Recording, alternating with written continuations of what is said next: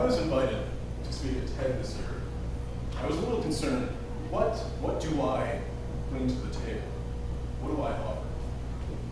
But then it hit me. What do we all bring to the table every day? Straws. And this is a pressing issue in our country.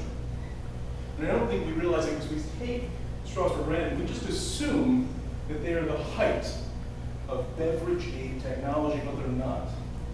And here's why. But before we get into it, I'd like to contextualize the problem. Let's discuss the evolution of straws. Where have we come and where did we go wrong? The first straws were used by the Sumerians. The oldest straw we've dated so far was used in 3000 BCE. It was made out of clay, but it wasn't until 1888 that Martin C. Stone patented the paper drinking straw. And the paper drinking straw, that's important. It is an important stepping stone because that is when I believe we perfected the straw. That is when we had it to this level. Okay, cutting that.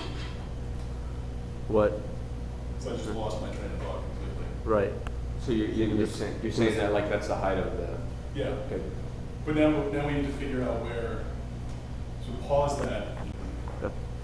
The first straws were used by the Sumerians. The oldest straw we know of today was dated back to be fuck my life. Okay, just keep going. No, we just gotta start from again. Yeah. The first straws were used by the Sumerians. They were made out of clay. The oldest straw we know to have been used was found, I can't say it was found in 3 minutes. Okay. This one's gonna take forever. The first straws were used by the Sumerians. They were made out of clay, and their purpose was to drink beer. The oldest straw we found has been dated back to 3000 BCE. It wasn't until 1888 when Martin C. Stone patented the paper straw. And this is important because the paper straw is a monumental stepping stone in the evolution of the straw. Because in my opinion, that was when it was perfected. But before we speak about the problem, where we've gone, we need to understand what we're using today, why this is an issue. This is the classic straw. This is something that would mirror Martin C. Stone's idea of what a straw should be. But it wasn't until later, so this is the classic straw. This was something that would mirror what Martin C. Stone had in mind when he patented his paper straw. This is the perfect straw. This is where it all began. But it wasn't until later that we started to sort of deviate from the path. This is the plastic straw. These were put into use after World War II when plastic became a cheaper material to use than paper rather than paper. This is the bendy straw.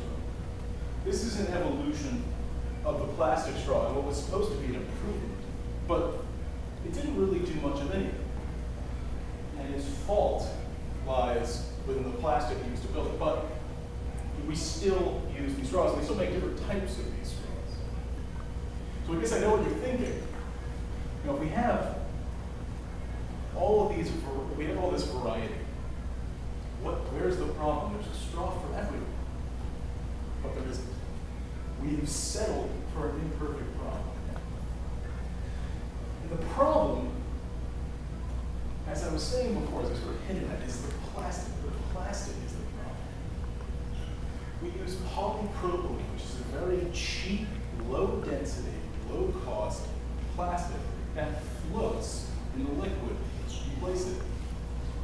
And the problem is this, the straw. The straw, what is the straw? The straw is supposed to expedite the drinking process.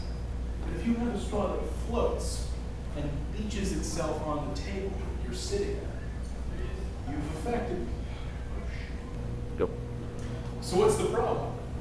Well, as I've been hinting at throughout the video, the problem is in the plastic. Since 1888, when Martin C. Stone perfected the paper straw, the industry has evolved into this very, very profitable market. And the way they've done this is through cutting costs in the material of the straw.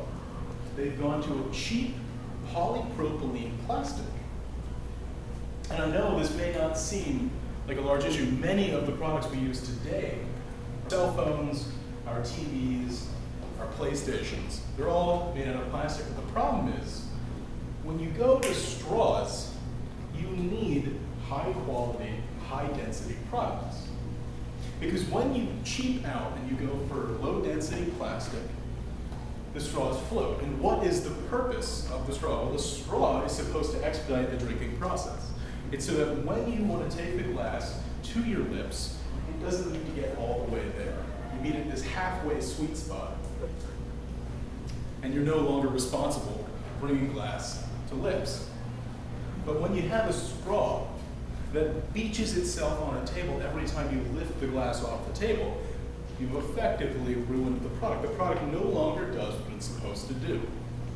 So how do we solve it? So my proposed solution is to petition the government to negotiate on our behalf with large straw manufacturing companies, to tell them that we the people will not settle for an imperfect product. We will no longer pay for this cheap, foreign, plastic straw that beaches itself on the table.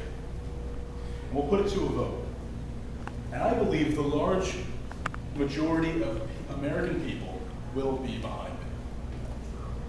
But I'm not the only one who talks about this. I'm not the only one who knows this is a problem. If you want to go on and do a little research for yourself, I would suggest reading The Mezzanine by Nicholson Baker. He has a very personal approach to the issue that I believe will inspire many of you to support the cause. Thank you.